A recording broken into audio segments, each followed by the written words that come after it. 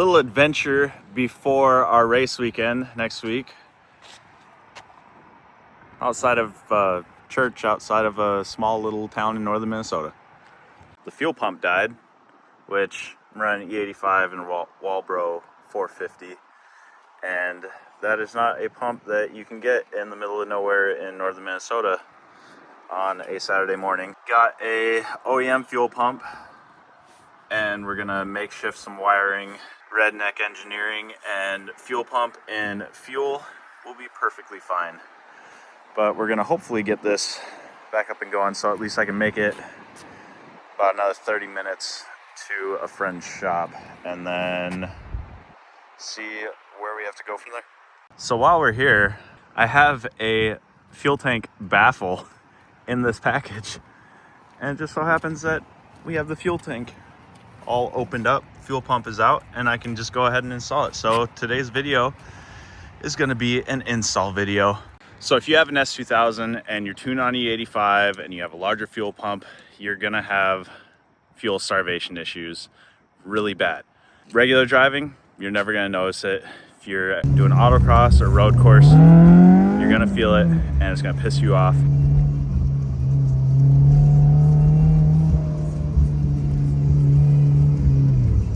Mainly around hard left-hand turns. But I have Road Racer Products little fuel tank baffle right here. It's just a thin laser cut piece of aluminum that you put around the basket.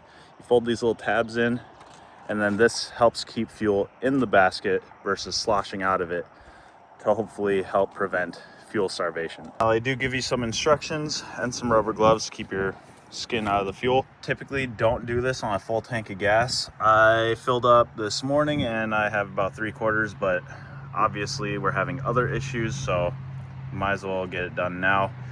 Basically what you're going to do is you're going to pre-bend all these tabs down, and then you're going to kind of taco the whole thing just so you can fit it in that opening. That opening is extremely small,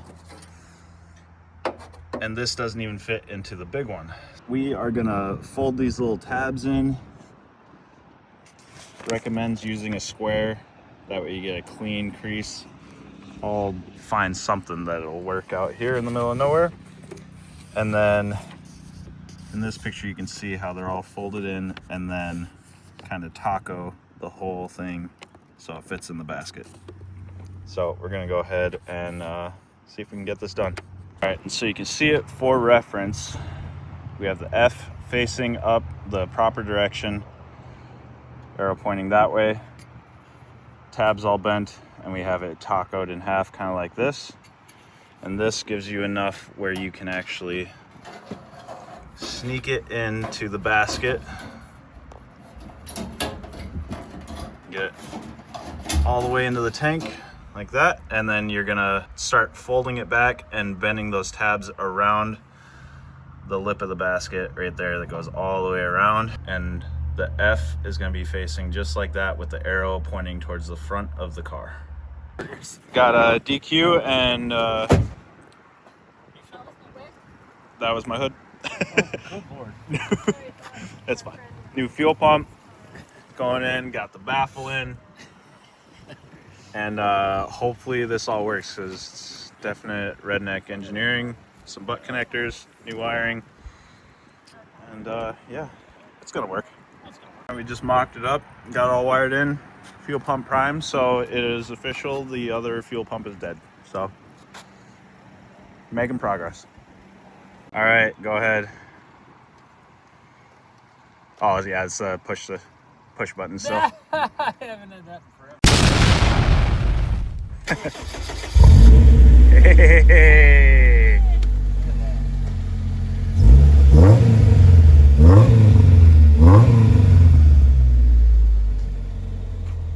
AFR is good.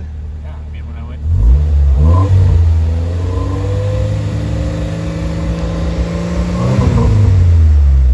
Heck yeah.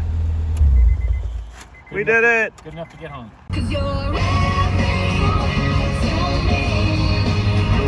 She made it. So it is currently the next day. Made it back home. It was an hour and 45 minutes back home. The OEM spec fuel pump does just fine, even with the 85. You just don't want to push it full throttle, high RPMs, things like that. But if you, under normal driving, it did just fine. So here is the Walbro 450 that was in the car that failed.